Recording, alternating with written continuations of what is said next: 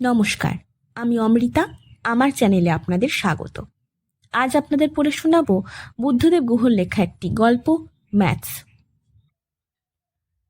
বাঁদরের তৈলাক্ত বাঁশে চড়ার অঙ্কই হোক কি চৌবাচ্চার জল ফুরোনোর হিসেবের অঙ্কই হোক, কোনো অঙ্কই আমার ঠিক হতো না। এমনকি সামান্য যোগ বিয়োগ গুণ ভাগেও ভুল হতো। অক্ষয় স্যার আমাদের স্কুলের মাস্টারমশাই তো ছিলেনই, ম্যাথসে কাঁচা বলে বাবা ওকে বাড়িতেও পড়াতে বলেছিলেন আমাকে। টকটকে ফর্সা রং ছিল ওর, খোঁচা খোঁচা কালো গোঁফ, ধুতি আর পাঞ্জাবি পরতেন। গায়ে একটি এন্ডির চাদর থাকতো, পায়ে পামশু। টেবিলের উল্টো দিকে চেয়ারে বসে আমার খাতার ওপর ঝুঁকে পড়ে অঙ্কের ফল দেখতে দেখতে ওর মুখ বিরক্তিতে ভরে উঠত, ভুরু কুঁচকে যেত। বলতেন, এটা কি? কখনো বা গম্ভীর গলায় বলতেন, যেন চেয়ার টেবিলকেই বলছেন, আর কতবার বলতে হবে তোমাকে যে সংখ্যাকে না বদলে তা কেটে পাশে পরিষ্কার করে লিখবে?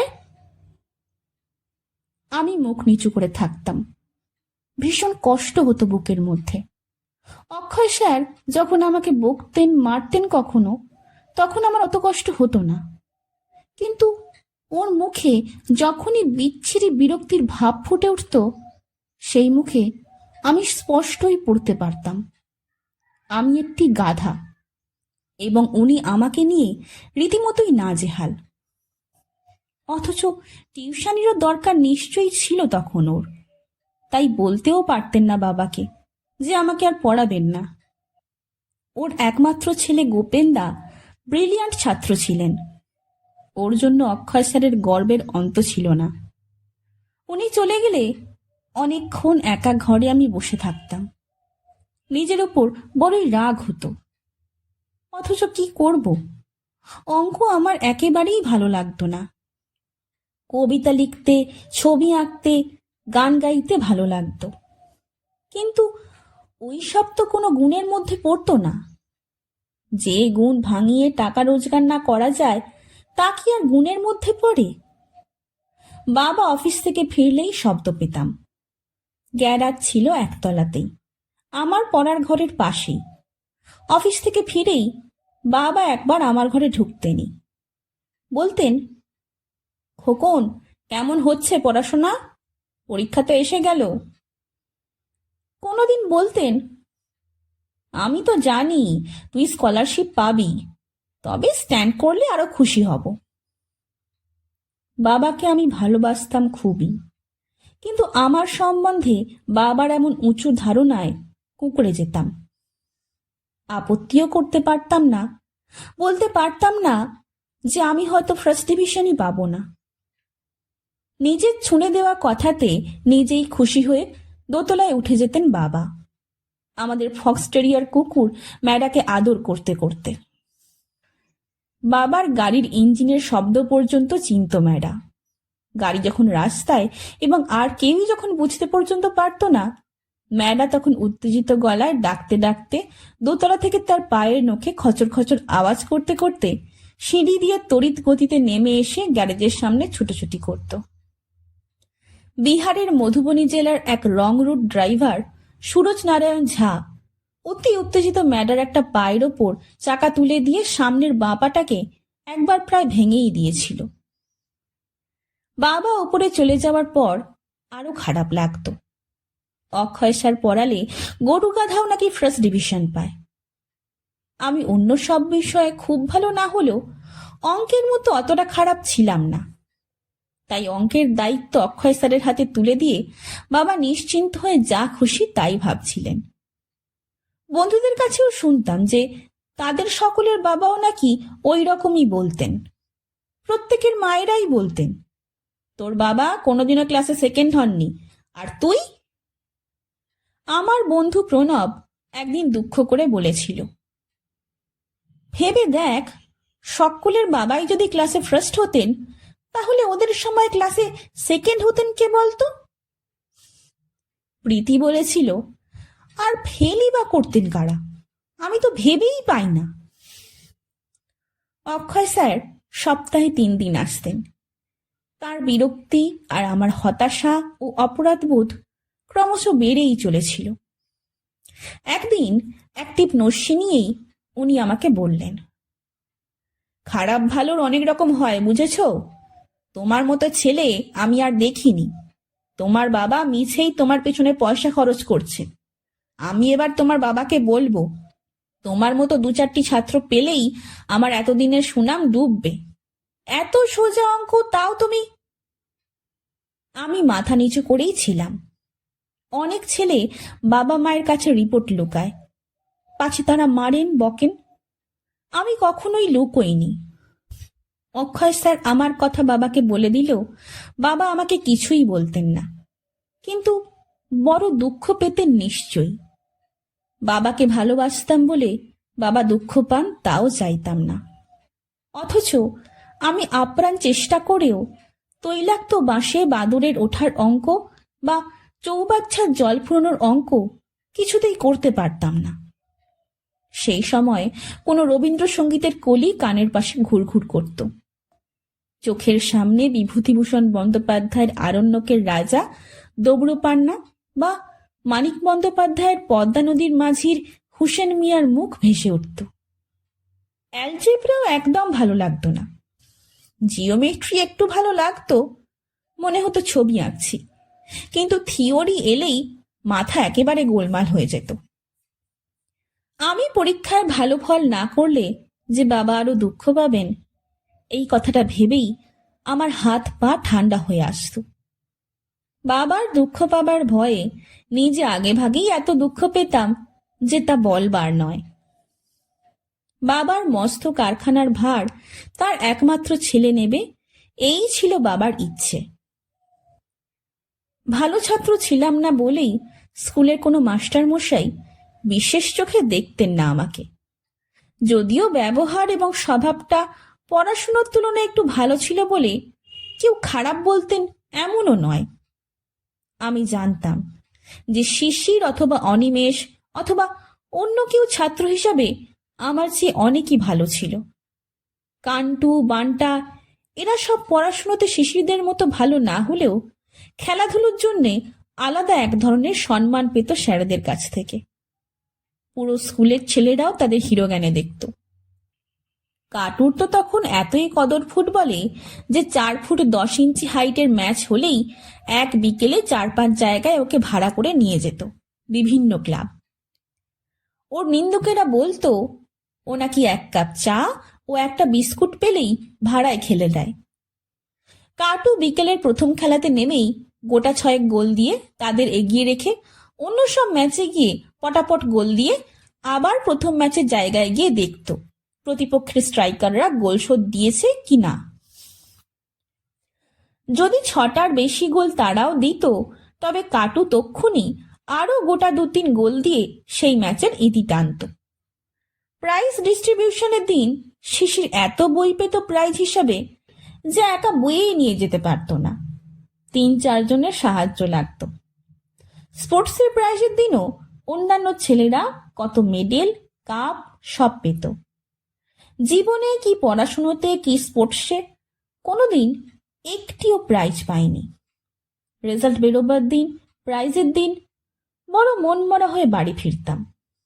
এই ভেবে সান্ত্বনা দিতাম নিজেকে যে আমরাই তো দলে ভারী, যারা প্রাইজ পেল তারা আর কজন।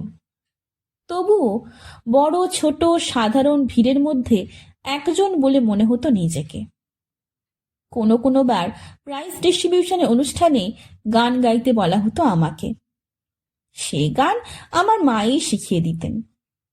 গানও কিছু আহামরি গাইতাম না, অমন গান সকলেই গাইতে পারত। কেবলই ভাবতাম আমি খারাপ, আমি কোনো কিছুতেই ভালো নই। ফার্স্ট বয়দের মতো লাস্ট বয়দেরও একটা আলাদা পরিচয় থাকে, বৈশিষ্ট্য থাকে।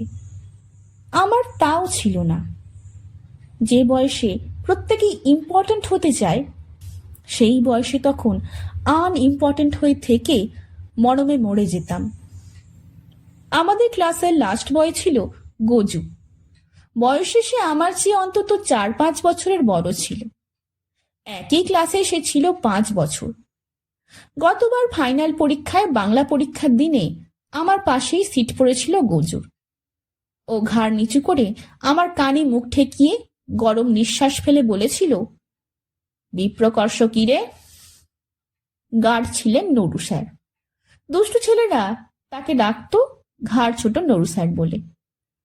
গজুর কথাতেই আমার দিকে তাকিয়েছিলেন উনি। ওর অভ্যাস ছিল ক্লাসের এ প্রান্ত থেকে ও প্রান্ত অবধি পায়চারি করে বেড়ানো। ক্লাসে পড়াবার সময়ও অমনি করতেন, গার্ড দেওয়ার সময়ও তাই করছিলেন। উনি যেই দূরে চলে গেলেন, গজু ফিসফিস করে বলল, তোর পেট যদি আর ছুরি দিয়ে না ফাঁসাই তো আমার নাম গজশোভা রায় নয়। সে কথা শুনেই আমার পিলে চমকে গেল, গলা শুকিয়ে এলো।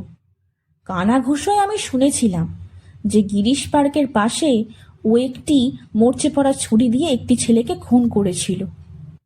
মরচে পড়া ছিল বলে ছেলেটাকে বাঁচাতে পারেনি ওর মা বাবা, অনেক চেষ্টা করেও। কিন্তু গজুর বাবা ছিলেন পুলিশের দারোগা, তাই কিছুই হয়নি ওর। ঘাড় ছোট নরু স্যার কথাটা শুনে ফেললেন, ঘুরে দাঁড়িয়ে বললেন, গজু, কেন ছেলে মানুষকে ভয় দেখাচ্ছ? বিপ্রকর্ষর মানে জানতে চাও তো আমিই বলে দিচ্ছি, কিন্তু ওই একটি প্রশ্নের উত্তর ঠিক লিখলেই কি তুমি পাশ করে যাবে এবারে? গজু নরু স্যারকে ধমকে বলল, স্যার, আমি অলরেডি চটে আছি, আমাকে আর চটালে কার পেরে যে ফাঁসবে তার ঠিক নেই। ঠিক আছে ঠিক আছে, একটু নস্যি নেবে? বলেই ঘাড় ছোট নরু স্যার গজুর কাছে গিয়ে ওকে নস্যি অফার করলেন। গজু রেগুলার নস্যি নিত। স্যারের ডিবে থেকে এক টিপ নস্যি নিয়ে কিছুটা আমার নাকে উড়িয়ে একটি নোংরা রুমাল বার করে নাক ঝাড়ল। সেই মুহূর্তে ভালো ছাত্র শিশির সম্পর্কে যেরকম সম্ভ্রম ছিল আমার মনে, খুনি এবং ওচা ছাত্র গজু সম্পর্কেও তার দুর্দান্ত প্রতাপ দেখে ঠিক সেরকম নয়, তবে অন্য একরকম সম্ভ্রম জাগল। সেই মুহূর্তে আমি বুঝতে পেরেছিলাম যে জীবনে বিশেষ কেউ হতে হলে খুবই ভালো হতে হবে। এখানে মাঝামাঝিদের কোনো পরিচয় নেই, দামও নেই। খুব ভালো যদি না হওয়া যায় তাহলে খুব খারাপ, গজুর মতো হওয়াও বোধ হয় ভালো। কিছু না হয়ে থাকার চেয়ে তবু কিছু একটা খারাপ হওয়া হলো। আমাদের বন্ধু রাজেন যেমন কিছু হলো সেদিন রাস্টিকেটেড হয়ে। বাবার আলমারি ভেঙে টাকা নিয়ে সে বোম্বে যেতে চেয়েছিল সিনেমায় নামবে বলে। খড়গপুরেই পুলিশ পাকড়াও করে নিয়ে আসে তাকে। বোম্বে যাওয়া হলো না, রাস্টিকেটেডও হলো। যেদিন স্কুল ফাইনালের রেজাল্ট বেরোলো সেদিন বাথরুমে গিয়ে খুব কাঁদলাম। আমার চেয়ে বেশি কাঁদলেন মা, এবং মাকে অপদার্থ ছেলের জন্য কাঁদতে দেখে আমার বুক ফেটে যেতে লাগলো। সন্ধ্যের পর অক্ষয় স্যার এলেন। আমি পড়ার ঘরেই ছিলাম। ট্যাবুলেটরের কাছ থেকে উনি মার্কস জেনে এসেছিলেন। যেহেতু অঙ্কই পড়াতেন, অঙ্কের মার্কসই শুধু জেনে এসেছিলেন। ওর মুখে আমার প্রতি সেই ঘৃণা, বিতৃষ্ণা আর অধৈর্য চিরদিনই ছিল। সেই সব আবারও তীব্র ঝলকে ফুটে উঠল। পথের ডাস্টবিনের পাশ দিয়ে যাওয়ার সময় অনেকে যেমন নাকে রুমাল চাপা দেন, তেমন করে আমার খারাপত্বর গন্ধও যেন ওর নাকে লেগে ওকে ভীষণ পীড়িত করেছিল। নস্যিমাখা রুমাল দিয়ে নাক চাপা দিলেন উনি। মুখটি নিচু করেই রইলাম আমি। এই মুখ কাউকেই দেখানোর নয়। অক্ষয় স্যার বললেন, তুমি আমার লজ্জা। তোমার মতো গোটা দুই ছেলে যদি আমার লিস্টে থাকে তবে আমার প্রাইভেট টিউটর হিসেবে যে সুনাম তা একেবারেই উবে যাবে। তোমার বাবাকে বললো অন্য টিউটরের খোঁজ করতে। তুমি 45 পেয়েছো, বুঝলে? ইয়েস, 45। আর অ্যাডিশনাল ম্যাথসে পেয়েছো 25। ছো ছো, অ্যাডিশনাল ম্যাথস শক্কর তো, কি স্পর্ধা! আর শোনো, ফার্স্ট ডিভিশনও জোটেনি কপালে, 10 নম্বর কম আছে। আমি মুখ নিচু করেই রইলাম। অক্ষয় স্যার হঠাৎ এক টিপ নস্যি নিয়ে উঠে পড়েই বললেন, তোমার বাবাকে কোন মুখে ফেস করব? উনি আসার আগেই আমি উঠছি। বাবাকে বলো তোমার ব্রিলিয়ান্ট মার্কসের কথা। ছি ছি, কি বাবার কি ছেলে! লজ্জা লজ্জা! তুমি আমার ছেলে হলে হলে যে কি করতেন সেটা না বলেই এগোলেন। গোপেনদা যে আমার চেয়ে কত ভালো তা আমি জানতামই। ও কথা বলার দরকার ছিল না। চলে যেতে গিয়েই ফিরে দাঁড়িয়ে আবার বললেন, তোমার বাবা আমাকে যদি কিছু বলেন তাহলে আমি কিন্তু ওকে ভালো করেই শুনিয়ে দেব। গাধা পিঠিয়ে ঘোড়া নিশ্চয়ই করা যায়, কিন্তু তুমি তো। চলে গেলেন উনি। টেবিল লাইটটা জ্বলছিল। আমি টেবিলের উপরেই দু হাতের মধ্যে মাথা পেতে শুয়েছিলাম। একটু পরই হঠাৎ ম্যাডার ঘন ঘন চিৎকারে চমকে উঠলাম। শুনতে পেলাম বাবার গাড়িটা গ্যারেজে ঢুকলো। ড্রাইভার বাহাদুর জিজ্ঞেস করলো বাবাকে কাল সকালে কখন আসবে।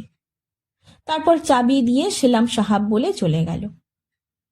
ম্যাডা লাফাতে লাফাতে বাবার পায়ে পায়ে আমার ঘরে এসে ঢুকলো।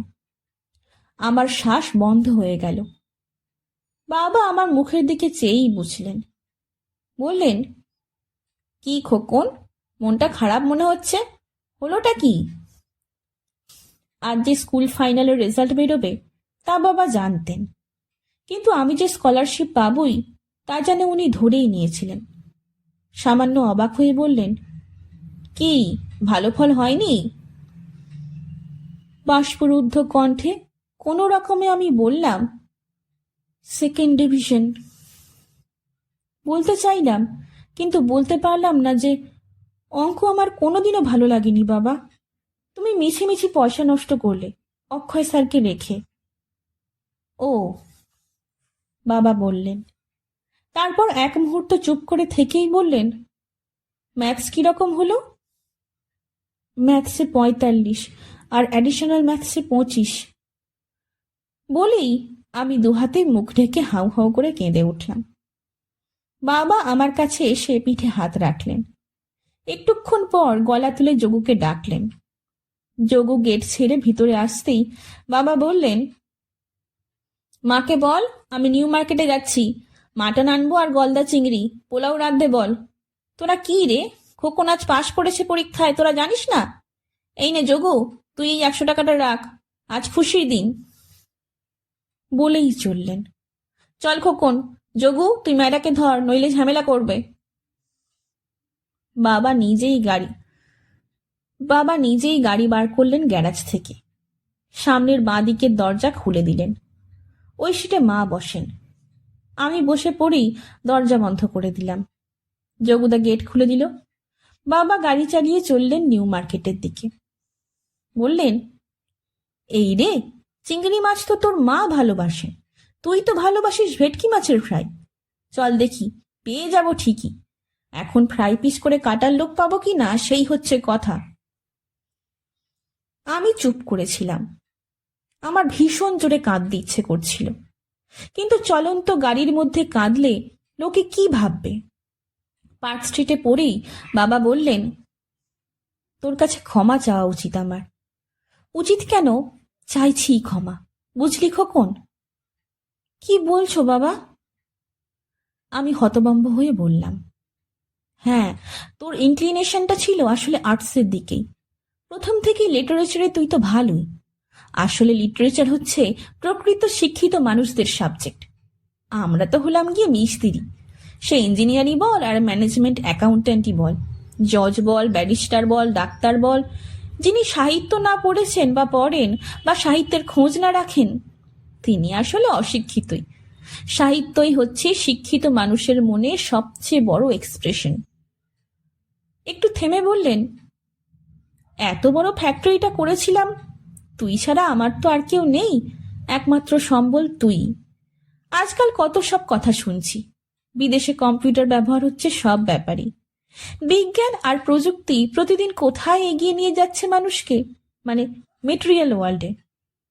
ভেবেছিলাম সায়েন্স নিয়ে পড়লে তোর পক্ষে, যাকে, my life is my life and your life is yours.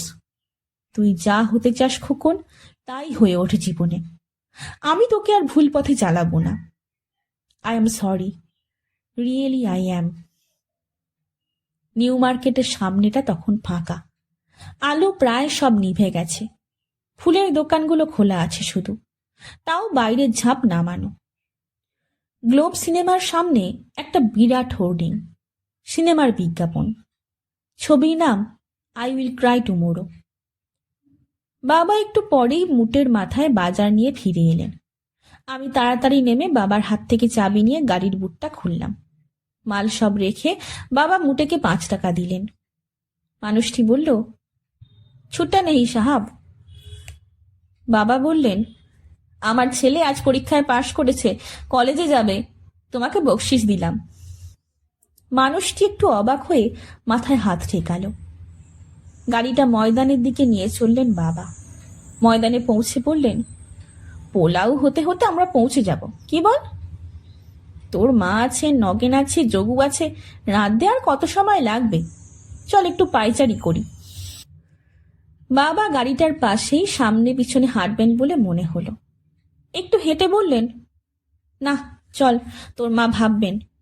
যেতে যেতেই তোকে একটা গল্প বলবো।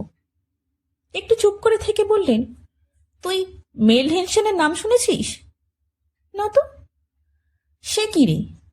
একটি বই আছে ওর জীবনী নিয়ে লেখা, নাম বিয়ন্ড ডিজায়ার। সম্ভবত আরভিং স্টোনের লেখা। তোকে কিনে দেব, পড়িস। সেদিন তুই মোৎসার্টের রেকর্ড নিয়ে এসেছিলি সম্বিদ্যার বাড়ি থেকে। বিটোফেন শুনিস প্রায়, আর মেন হেলসেনের নাম শুনিসনি? শুনিনি, আমি বললাম নির্লজ্জের মতো। পরীক্ষাতে এত বাজে রেজাল্ট করার কথা বেমালুম ভুলেই গিয়েছিলাম।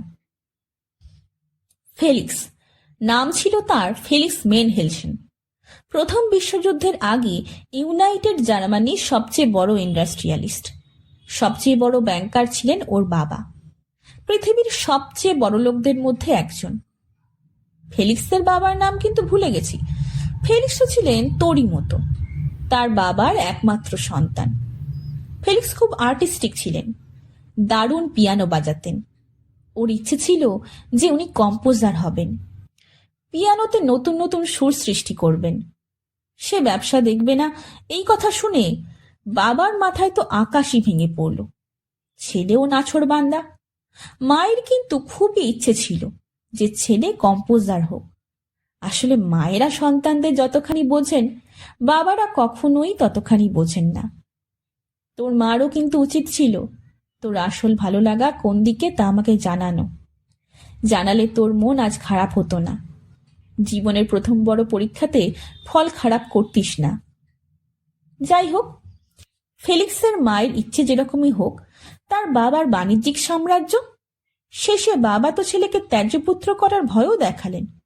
বললেন, তোমাকে আমার সম্পত্তির 1 কণাও দেব না যদি আমার ব্যবসাতে না আসো, সাবধান। পার্ক স্ট্রিটের মোড়ে এসে ট্রাফিক লাইটে গাড়িটা দাঁড়াতে বাবা বললেন। ফেলিক্স কিন্তু শুনলেন না। যে একবার গান বাজনার জগতের ঐশ্বর্যের স্বাদ পেয়েছে, সাহিত্যর রসের আস্বাদ পেয়েছে, তার কাছে টাকা পয়সা কি? চলে গেলেন সব ছেড়ে। যা হতে চেয়েছিলেন তাই হতে। রাজার চেয়েও বড়লোক বাবার ছেলে। অতি অল্প বয়সে যক্কা হয়ে মারা গেলেন একটি আনহিটেড ঘরে। ইউরোপের সব জায়গায় তো হিটিং ছিল না তখন ঘরে ঘরে, যক্কার চিকিৎসা ছিল না বিশেষ। কিন্তু ওই বয়সেই ফেলিক্স যা করে গেলেন, টাকা রোজগার করে নয়, ক্ষমতা একীভূত করে নয়, কিছু করার মতো করে যে। আজ পৃথিবীর মানুষ যদিও ফেলিক্স মেন হেলসেনের বাবাকে বেমালুম ভুলে গেছে, আর যদিও বা মনে রেখেছে, তাও ফেলিক্সের বাবা হিসাবেই। প্রচন্ড পয়সাওয়ালা মস্ত ব্যবসাদার, দারুণ ক্ষমতাবান তো কত মানুষই আসে যায় এই পৃথিবীতে, কিন্তু তাদের মনে রাখে কে? মনে যদি বা কেউ রাখেও, ভালোবেসে মনে রাখে, তাদের মধ্যে খুব কম মানুষকেই মনে রাখে ঘৃণায়। স্বদেশে পূজ্যতে রাজা, বিদ্বান সর্বত্র পূজ্যতে। বুঝলি না? আমি যে কোনো কিছুতেই তত ভালো নই বাবা, আমি যে মাঝামাঝি, মিডিওকার। অসহায়ের মতো বললাম আমি। বাবা আমার কথা শুনে হো হো করে হেসে উঠলেন। বললেন, স্কুল ফাইনাল পরীক্ষাই তো জীবনের একমাত্র পরীক্ষা নয় খোকন। যতদিন মানুষকে বেঁচে থাকতে হয়, ততদিন প্রত্যেক দিনই তাকে অনবরত পরীক্ষায় বসতে হয়। যতই দিন যাবে ততই এই কথা বুঝতে পারবি। স্কুল কলেজের পরীক্ষায় যারা ফার্স্ট হয় এবং লাস্টও, তাদের মধ্যে বেশিরভাগকেই কিন্তু জীবনের মঞ্চে খুঁজে পাওয়া যায় না। জীবনের বড় বড় পরীক্ষাতেও উপরে উঠে আসে এই মাঝামাঝিদের ভিড়ের ভিতর থেকেই কেউ কেউ, যারা নন ডেসক্রিপ্ট, জনতা বলি আমরা যাদের। বলেই বললেন, চল ফিরি এবার। বাবা গাড়ির ইঞ্জিন স্টার্ট করবার পর আমি বললাম, আমি যে এত খারাপ করলাম তুমি দুঃখ পাওনি? মা খুব কেঁদেছে। বাবা হেসে বললেন, তোর মা একটুতেই কাঁদেন, কাঁদলে চোখের মনি উজ্জ্বল হয় কি না, তাই তোর মা কথায় কথায় কাঁদেন। যারা সুন্দর মানুষ তারাও ওরকম অনেক কিছু করেন আরো সুন্দর হওয়ার জন্যে। আমার কথার উত্তর দিলে না তুমি বাবা। আমি না না, দুঃখ পাইনি, তবে অবাক হয়েছি, রেগে গেছি। সেটা তোর ওপরে নয়, আমাদের দেশের শিক্ষা ব্যবস্থার ওপরে, তোর মাস্টারমশাই অক্ষয় বাবুর উপরে, আমার নিজের উপরেও। আমার উচিত ছিল তোকে একটা ভালো ইংলিশ মিডিয়াম স্কুলে ভর্তি করে দেওয়া। আমার পক্ষে মোটেই তা অসুবিধের ছিল না, কিন্তু আমি চেয়েছিলাম যে আমার দেশের লক্ষ লক্ষ ছেলে মেয়ে যে শিক্ষার সুযোগ পায়, আমার ছেলেই বা তাদের থেকে বেশি সুযোগ পাবে কেন? তাছাড়া বাংলা তো আমাদের মাতৃভাষাই। বেশিরভাগ ইংলিশ মিডিয়াম স্কুলেই বাঙালিদের সংস্কৃতি, সাহিত্য, গান বাজনা পরোক্ষে নষ্ট করে দেওয়া হয়। তুইও তেমন হয়ে উঠিস তা আমি চাইনি, চেয়েছিলাম বাঙালি হবি। আমি আসলে বাজে ছেলে, আমার কিছুই হবে না। স্কুল ফাইনালি যে খারাপ করলো তার কাছে তো জীবনের সব দরজাই বন্ধ, এই পরীক্ষাই তো প্রবেশিকা। হা হা করে হাসলেন বাবা, বললেন, তোর নিজের কাছেও কি বন্ধ? আমাদের দেশের শিক্ষা ব্যবস্থাটা তোতা পাখির শিক্ষা। এখানের অধিকাংশ পণ্ডিতেরই শিক্ষার গুমর আছে, শুধু দম্ভ আছে, প্রকৃত শিক্ষা নেই। তাছাড়া শিক্ষার একমাত্র উদ্দেশ্য হয়ে গেছে টাকা রোজগার। টাকা যাতে রোজগার করতে পারে, যেসব লাইনে বেশি টাকা আছে সেই সব লাইনেই ভিড়। আমি চাই না তুই তেমন শিক্ষিত হোস, চাই না যে তুই টাকার অঙ্কের সঙ্গে জীবনযাত্রার মানের সঙ্গে শিক্ষাকে গুলিয়ে ফেলিস। সত্যিই আমি চাই না। আমাদের দেশে টাকাওয়ালারা কোনোদিন সম্মান পায়নি, পাওয়া উচিতও ছিল না। আজ যে পাচ্ছে তাই ফালতু শিক্ষার ভুল চাহিদার দোষে। সরস্বতীর সাঁকো বেয়ে লক্ষ্মীর দরজায় পৌঁছতে চাইছে প্রত্যেকেই, আর লক্ষ্মী যেখানে থাকেন সরস্বতী সেখান থেকে অভিমানে সরে আসে। আমি কিছু মনে করিনি রে খোকন, তুই আমার ভারী ভালো ছেলে। জীবনে ভালো হোস, মানুষ হোস, সত্যিকারের শিক্ষিত হোস।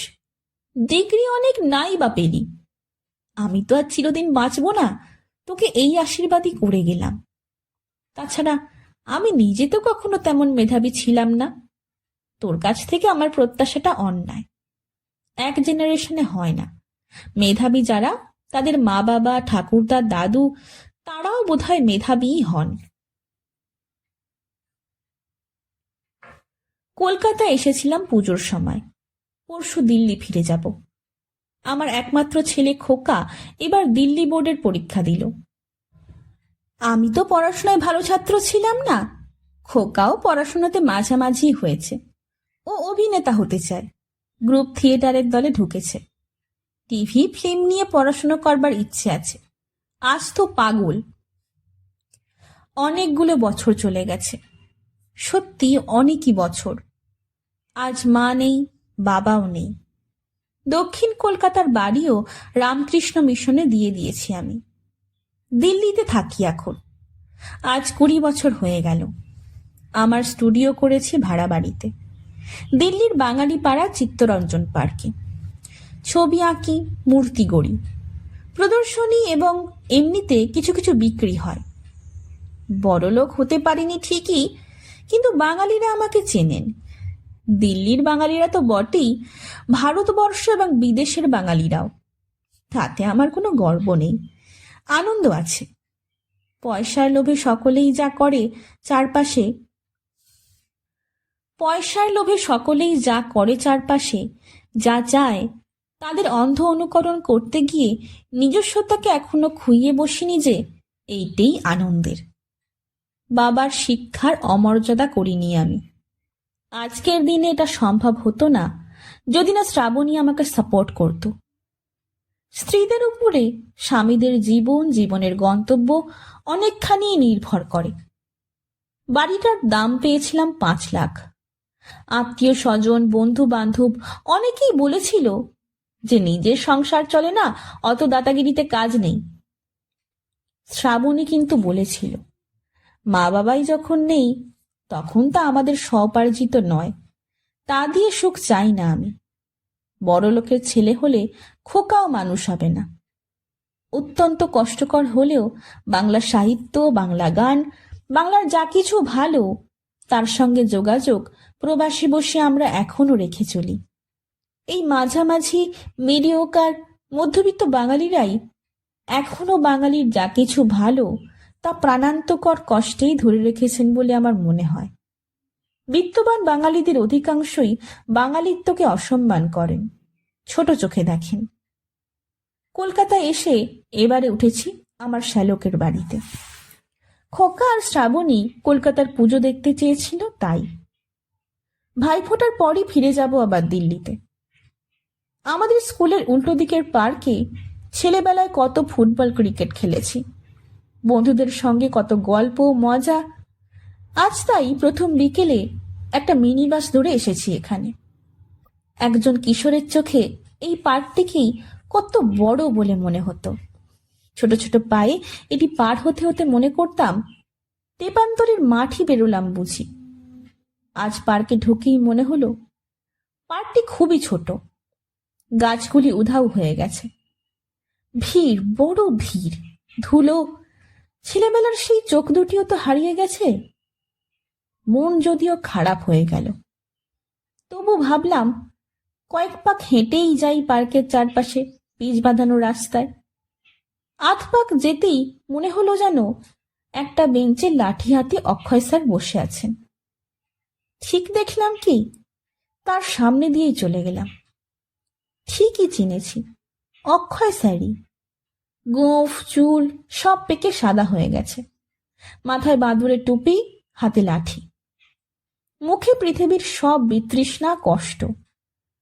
খারাপ ছাত্র পড়ানোর কষ্ট নয়, বার্ধক্যের জরার কষ্ট। গায়ে একটা নস্যি রঙা ছেঁড়া আলোয়ান। আমাকে চিনতেও পারলেন না, না পারারই কথা। আমার মতো কত খারাপ ছাত্রকেই তো তিনি পড়িয়েছেন। খুব ভালো আর খুব খারাপ ছাত্রদেরই স্যারেরা শুধু মনে রাখেন, মাঝামাঝিরা হারিয়ে যায় তাদের স্মৃতিতে। বর্ষে বর্ষে দলে দলে আসে বিদ্যা মঠতলে, চলে যায় তারা কলরবে, কৈশোরের কিশলয় পর্ণে পরিণত হয় যৌবনের শ্যামল গৌরবে। কালিদাস রায়ের বিখ্যাত কবিতার লাইন মনে পড়ে গেল অক্ষয় স্যারের চোখের ঝাপসা দৃষ্টি দেখে।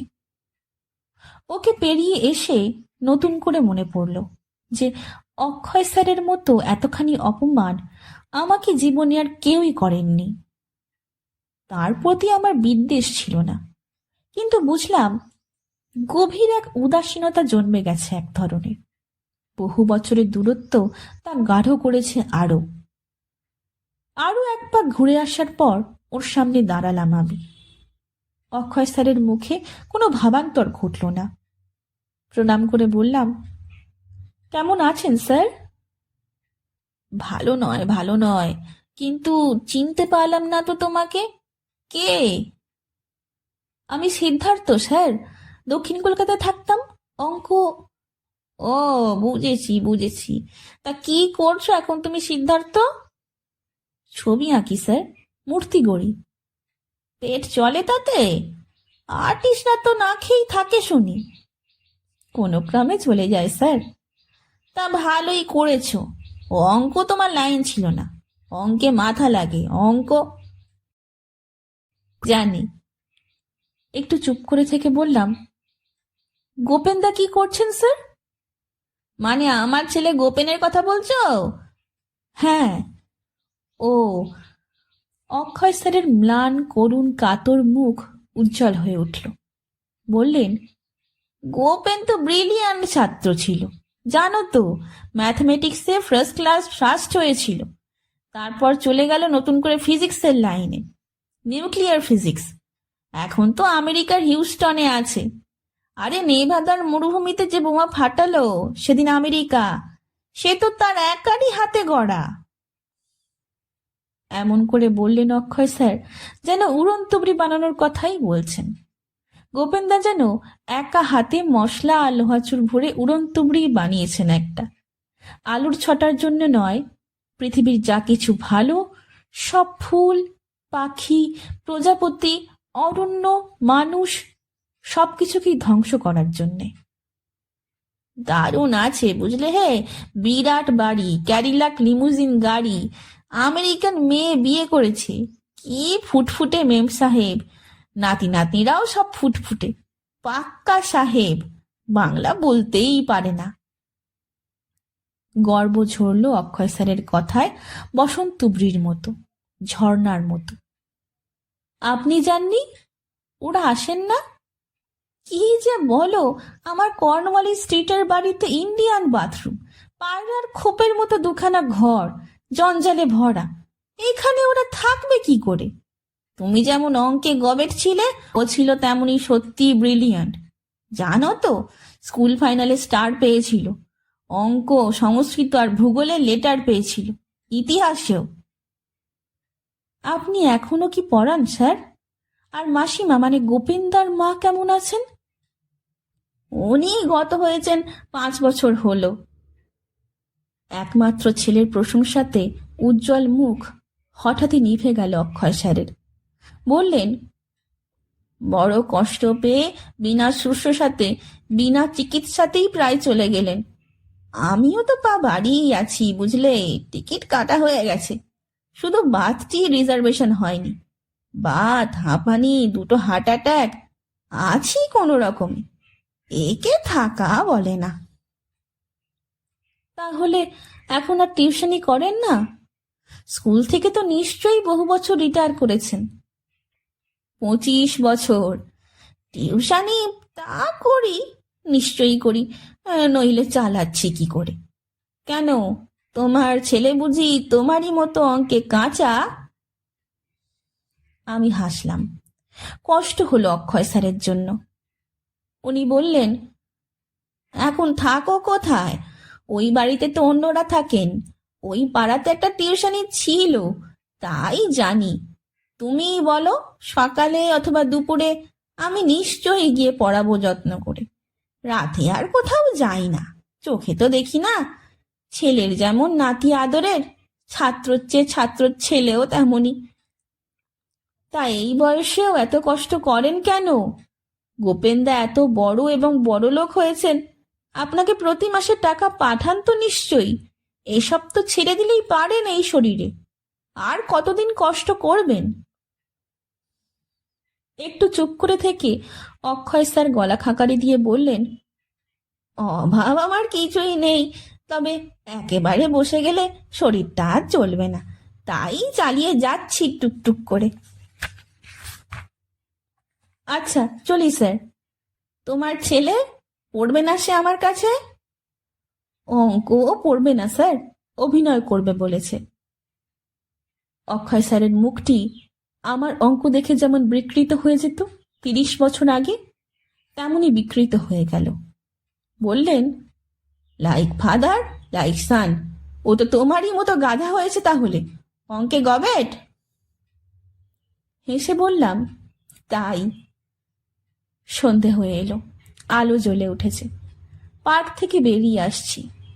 এমন সময় আমার স্কুলের বন্ধু রাজনের সঙ্গে দেখা। চিনতেই পারিনি, বুড়ো হয়ে গেছে। সিনেমায় নামবে বলে বাবার আলমারি ভেঙে টাকা নিয়ে এই রাজিনী বোম্বে যাচ্ছিল। ডিশ ধরে আনার পর স্কুল থেকে রাস টিকেট করে দিয়েছিল ওকে। ওর নাম ধরে ডাকতেই, আমার নাম বলতেই বুকে জড়িয়ে ধরল রাজেন। বলল, কি রে সিধু, কিরকম বুড়ো মেরে গেছিস তুই? আর তুই কি কচি আছিস নাকি, টেকো বুড়ো? আমি বললাম। হেসে ও বলল, চল চল আমার দোকানে। বিকেলে একটু হাঁটতে বলেছেন ডাক্তার, দোকানে বসে বসে ডায়াবেটিসে ধরেছে বুঝলি। চল চল, দোকানের পর আমার বাড়িতে, সীমা কত খুশি হবে। বাড়ির একতলাতেই তো দোকান, কিসের দোকান? আবার কিসের? স্টেশনারি দোকান দিয়েছি বাড়ির একতলাতে। আমি আর কি করব, সংসার তো চালাতে হবে। মেসোমশাই কেমন আছেন? বাবা নেই। অনেক চেষ্টা করলাম রে, সব সঞ্চয়, মায়ের এমনকি সীমারও সব গয়না, আমার স্কুটারটা পর্যন্ত বিক্রি করেও তবু বাঁচাতে পারলুম না। কি হয়েছিল? ক্যান্সার। মাসিমা কেমন আছেন? বুড়ো হয়ে গেছেন, কিন্তু ভালোই আছেন। চল চল, তোকে দেখে কত খুশি হবেন। তুই বিজয়ার পর মায়ের হাতের কুচো নিমকি আর নারকেলের নাড়ু খেতে খুব ভালোবাসতিস। চল, এখনো কিছু আছে। আজকাল বিজয়া টিজয়া তো উঠেই গেছে, আমেরিকান হয়ে গেছি আমরা।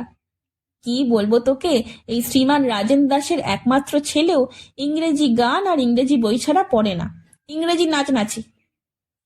কি করছে ও? চোরের ছেলে আর কি করবে, ডাকাত টাকাত হবে হয়তো। এখন কবিতা লিখছে। বাবা তো লক্ষপতি, লিটিল ম্যাগ আন্দোলনে সামিল হয়েছে। আরে হোক হোক, ওর জীবন ওর, বাধা দিস না। আমি বললাম। দোকানেই আগে নিয়ে গেল রাজেন। খুব মজা লাগলো দেখে যে বোম্বের চিত্রতারকাদের বিরাট বিরাট ছবি টাঙানো আছে দোকানের দেওয়ালে, তাতে চন্দন টন্দনের ফোঁটা দেওয়া। বললাম, এ কি রে? রাজেন হেসে বলল, কি বলিস তুই? যাদের জন্য পুলিশের ঠ্যাঙানি খেয়ে বুকের হাড় ভাঙলো, চোর বদনাম হলো, তাদের কি ফেলে দিতে পারি? বাবা মাকে যেমন ফেলে দেওয়া যায় না, এদেরও তেমনই। বলে নিজেই হো হো করে হেসে উঠল। রাজেনের মা খুবই খুশি হলেন। রাজেনের বউ সীমা বলল, আপনাকে আজ না খেয়ে যেতেই দেব না। যা রান্না হয়েছে গরিবের বাড়ি, তাই খেয়ে যেতে হবে।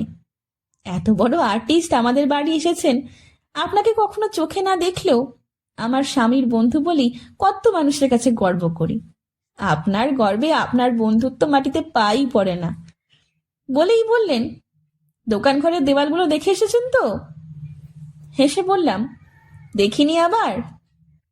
সীমা হেসে গড়িয়ে বলল, ফটল লোকজন নিয়ে কোনো ঝামেলাই নেই, আমিও ফুল টুল দিই মাঝে মধ্যে। অক্ষয় স্যারের সঙ্গে দেখা হলো বুঝলি রাজেন? আমি বললাম রাজেনকে। তাই, আমার সঙ্গে তো রোজই হয়। দোকানেও বলে রেখেছি যে রোজকার পাউরুটি যেন বিনা পয়সায় দিয়ে দেয় ওকে। গুরুর ঋণ বলে কথা, রাষ্ট্রিকেটের ছাত্রই হই আর যাই হই।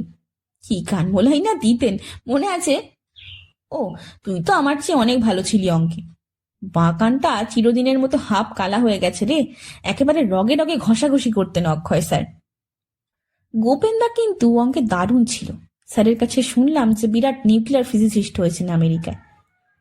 আমি বললাম, তা তো হয়েছেন, কিন্তু মা মারা গেলেন বিনা চিকিৎসায়, বিনা ওষুধে।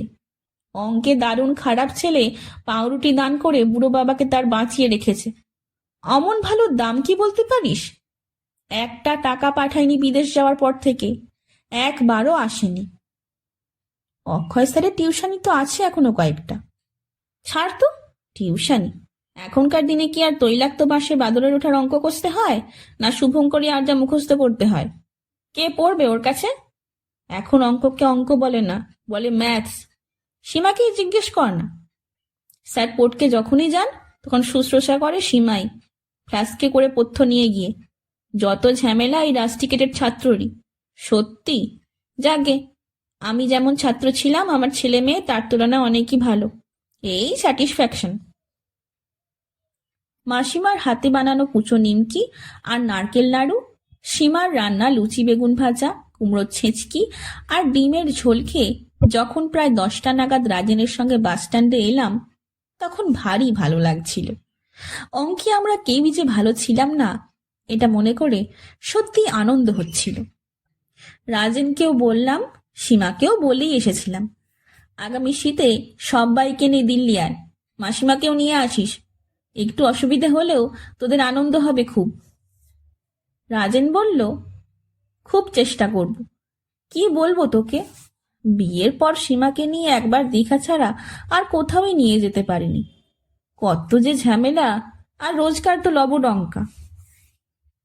বললাম, 3 টিয়ারে করে চলে আয়, স্টেশনে তোদের রিসিভ করার পর থেকে সব দায়িত্ব আমার।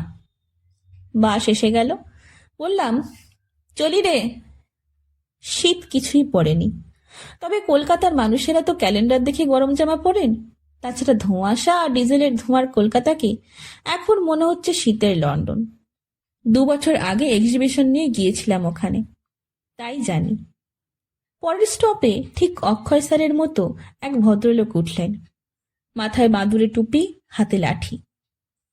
তবে বয়স অত হয়নি। বাস হঠাৎ ছেড়ে দিতেই বৃদ্ধ ভদ্রলোক আমার গায়ের ওপর হুমড়ি খেয়ে পড়লেন। উঠে দাঁড়িয়ে ওকে আমার সিটে বসালাম। উনি মুখে কিছু বললেন না, কৃতজ্ঞতার চোখে তাকালেন। তোতা পাখির থ্যাংক ইউ আমাদের দেশের ঐতিহ্য নয়। আমরা চোখ দিয়েই অনেক জরুরি কথা অনেক বেশি গভীরভাবে চিরদিনই বলে এসেছি। ওই বৃদ্ধ তাই করলেন। আমি বেটে লোক, মিনি বাসের রড ধরে দাঁড়িয়ে থাকতে কোনো অসুবিধেই হচ্ছিল না। কলকাতার পাবলিক বাসে দিল্লির পাবলিক বাসের চেয়ে অনেক কম ভিড়। দিল্লি হচ্ছে বড় লোক ব্যবসাদারদের সুখের জায়গা। মধ্যবিত্ত নিম্নবিত্তদের বিস্তরই অসুবিধে সেখানে। ভাবছিলাম বাড়িটা দান করে দেওয়া বোধহয় ঠিক হয়নি, কলকাতাতে থাকলেই হতো। বাঙালি মধ্যবিত্তের পক্ষে এখনো কলকাতার মতো নিরাপদ ও সুখের জায়গা আর নেই। কন্ডাক্টরকে একজন যাত্রী বললেন, এটা কি হলো দাদা, অঙ্কটা কিরকম হলো? দিলুম 5 টাকার নোট, যাবো শ্যালদা, আর ফেরত দিলেন এই। অঙ্কের জ্ঞানটা একটু ভালো করুন। অক্ষয় স্যারের কথা হঠাৎ মনে পড়ে গেল আমার। নস্যি নিয়ে অঙ্ক কষিয়ে ছাত্রদের কান মলে গালাগালি করে প্রত্যেককে অঙ্ক বিশরদ করতেই কাটিয়ে দিলেন সারাটা জীবন মানুষটি। কিন্তু নিজের জীবনের অঙ্কটাই একটা মাত্র অঙ্ক, অতি সাদামাটা অঙ্ক, তাও মিলল না। শুনছিলেন বুদ্ধদেব গুহর লেখা একটি গল্প, ম্যাথস। গল্প পাঠ কেমন লাগছে তা আমাকে কমেন্টের মাধ্যমে জানান। যদি ভালো লাগে তবে লাইক, শেয়ার এবং সাবস্ক্রাইব করে পাশে থাকবেন। ধন্যবাদ। নমস্কার।